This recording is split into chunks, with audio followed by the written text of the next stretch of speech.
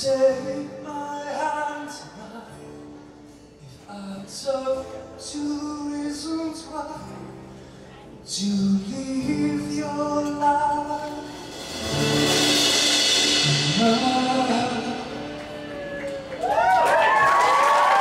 Thank you so much, you guys. Hey guys, this is Kate here with Songwriters Vantage at the Troubadour, Rockdrive 2010, with our friend, our homeboy, badass, the one and only Cary Brothers. Cary, welcome. Thank you very much. Thanks for having me. Finally. Dude, I know he's been clamoring to get. It's like we don't have time, man. But I'm glad we got you squeezed. We tease. I've been looking forward to talking to Cary for quite some time. So Cary, you rocked the frickin' stage tonight, as usual. And you know, what brought you here to Rockdrive to get you on this bill and people out here? The very true story Yeah. is that I bumped into Garner one night at the Hotel Cafe very, very late. I was in an interesting state of mind, and the next day I get an email from a guy who says, "Hey, I'm the crutches guy you met. You said you wanted to play my benefit." Right, when Dave was crippled back then. Yeah, when he was hobbled a little bit. And it was an email saying, "Hey, I met you last night. You said you wanted to play my benefit." And I was like, okay. Sure, dude. That's how it works around here, though. And then I wrote him back, and I was like, "Totally, man. Like, yeah, I totally remember saying it." But I mean, I've known Max for a while, like Max Lugavere. each other back and forth and stuff, and I've known of David and knew what they were doing with this, so it was an easy choice. So, Mister, for those who may, the few of those who might not be familiar with you, just explain kind of what you do. And you've been doing this forever. Well, you're a gorgeous singer-songwriter, beautiful lyrics and voice. You got to check it out. But just, you know, how you started, and you're a self-made man now.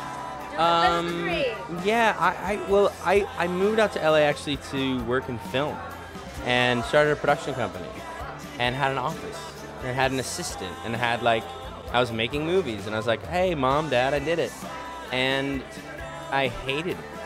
I hated that job. I love film, but I hated actually making movies. And, you know, so just as much fun as the call is to say, "Mom, Dad, it's happening," is the call to say, "Hey, Mom, Dad, I'm gonna go play open mics and like pick up trash on video shoots to make money," and kind of started everything over again when I was like 28. So you felt you just had the music in you. Well, I'd been writing songs since, you know, I was in high school, but it was always something I did by myself, like in the corner of my room, and like therapeutic, whatever.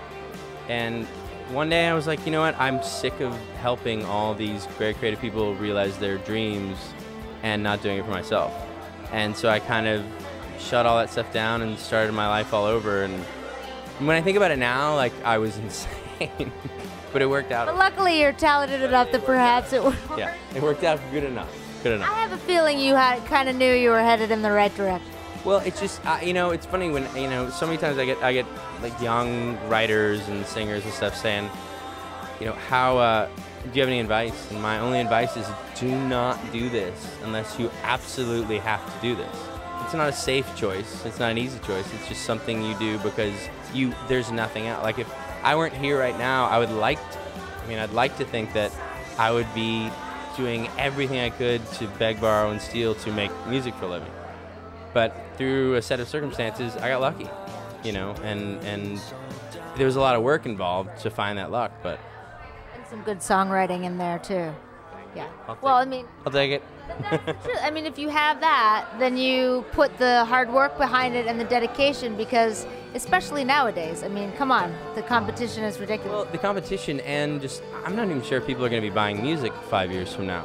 So I don't know, like, it's, somebody was actually talking to me downstairs about pledge music, you know, like that and that kind of thing, like putting the campaigns to make money.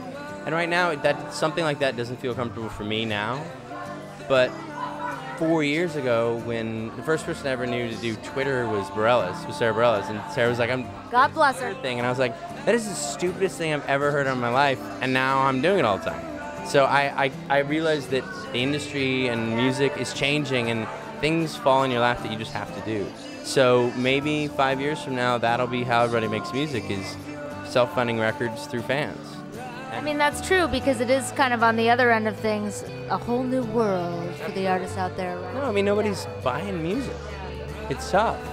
And you got to figure out new ways to make money. And I was lucky enough to have gotten started kind of right before the shift happened, but it scared me to death to be a young, like, first-time songwriter right now. Well, and if you are the diehard, like you said, and you live and breathe it, and that's what you have to do, then pay attention to what's gonna get you money, or watch TV shows, or think about your sound and what would make sense, right? Yeah, I mean, no, I just think it's just a fight. It's a fight. You fight and you fight and you fight.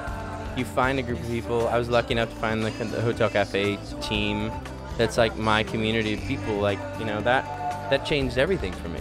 Well, you started the tour, right? The Hotel Cafe tour. That's very cool. You guys, I'm sure it's world famous, I imagine, at this point. But talk about that. Well, you know, the hotel was something that I fell into in Los Angeles right when I made the choice to kind of play music for a living.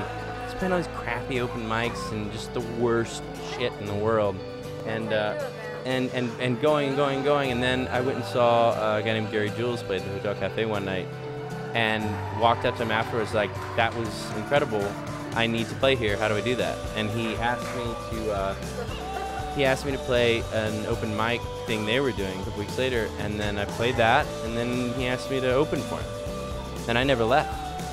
And I knew at that point, and through that, there were so many artists in LA that were kind of attracted to his show. Like, you have a residency there? Yeah. You open for him every time? Yeah, he had a Tuesday night residency, and it was like a magnet for musicians, like everybody, like Jim Bianco and Joe Purdy and all these guys that now are doing great.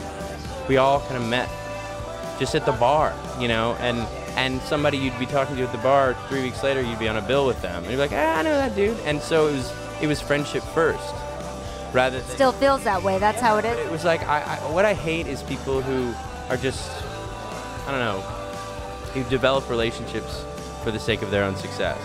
The benefit we had was we were friends first. We all hung out, and they're friends of mine whose music I don't like. I'll be the first to admit it, and that's okay, because someone else does. I don't have to like it. You know, as long as they have their audience and they're doing what they do, I really care more about having a good friend. And we kind of created this community around that idea, and we're always playing there. And one night, it was like a Saturday night at the hotel, and I turned to Marco, who owns it, and we kind of looked at each other like, what if we brought this on the road? Like, what if we took like a Saturday night at the hotel on the road? So we just at first we got a van and threw 5 guys with acoustic guitars in a van, and it was a fucking disaster. And it was playing in Portland, Maine to 25 people, most of whom were watching a Red Sox game. And we did like 4 shows, yeah, all of us in the van, yeah, with all of our acoustic guitars, and it was just pathetic. And we thought we were like, okay, this is just a terrible idea.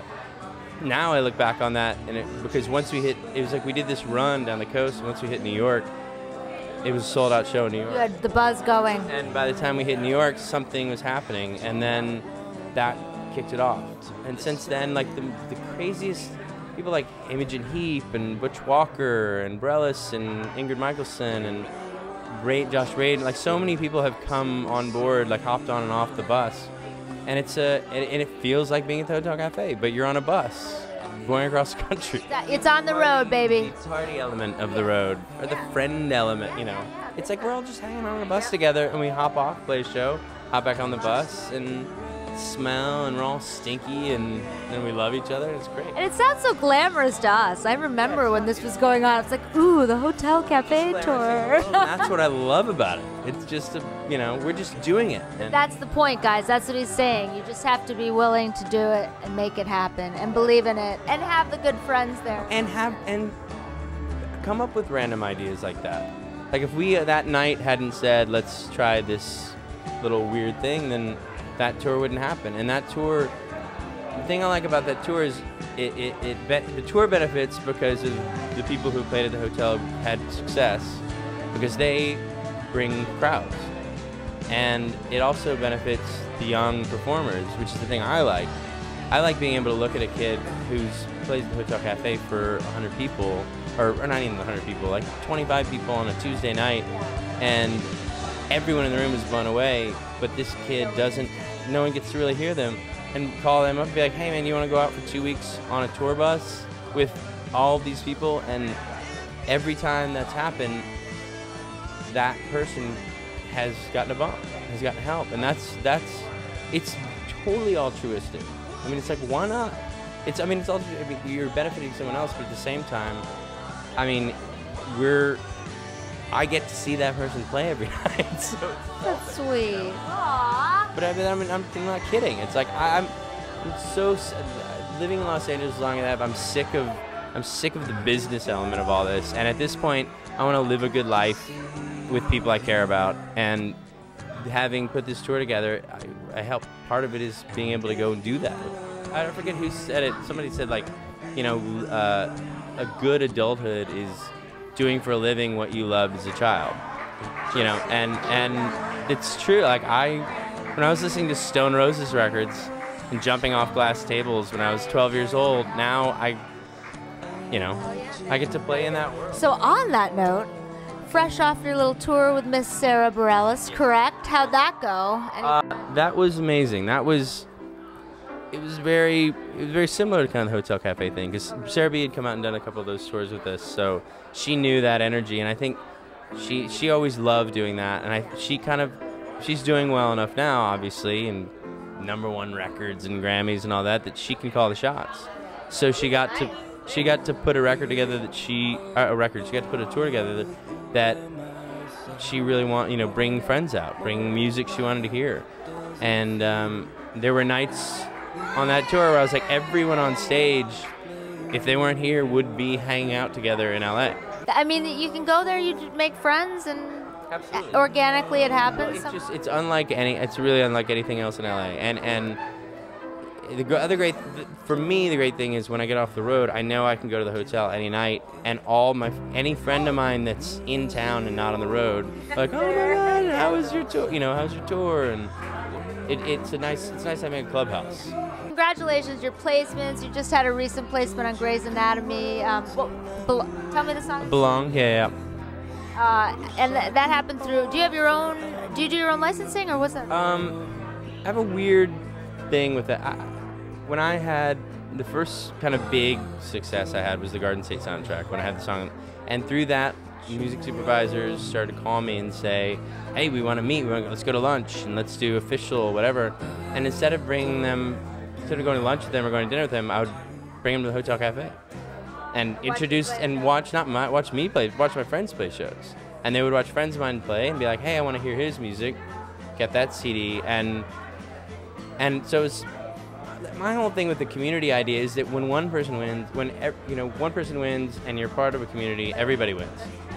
And so, look at Sarah taking you out on tour with her. It's like I put Sarah on the Hotel Cafe tour 3 years ago, and she just brought me on her tour now.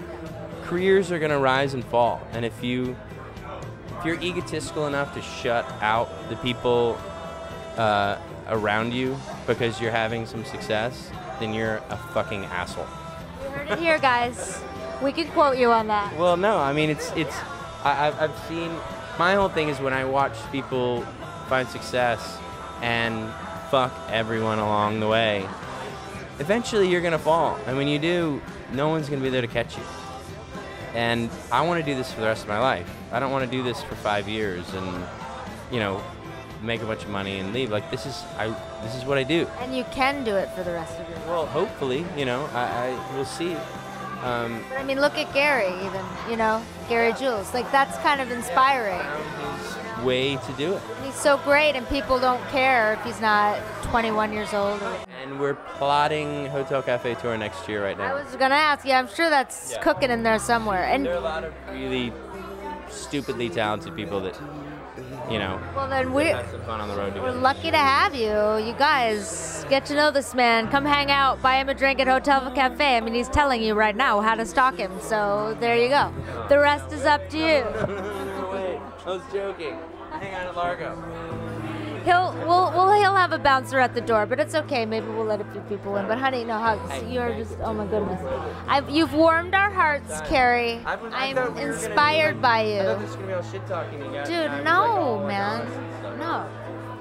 That's what I get out of you. Next time. I'm like ready to freaking cry. No, part 2, part 3, part 4, we're coming. But guys, check them out on website. www.carybrothers.com, C-A-R-Y. CaryBrothers.com. We got it. Stay in touch with this guy, Cary Brothers, badass. Thank you so much. And for now, Kate signing off with Songwriters Vantage from the Troubadour. Bye, guys. Don't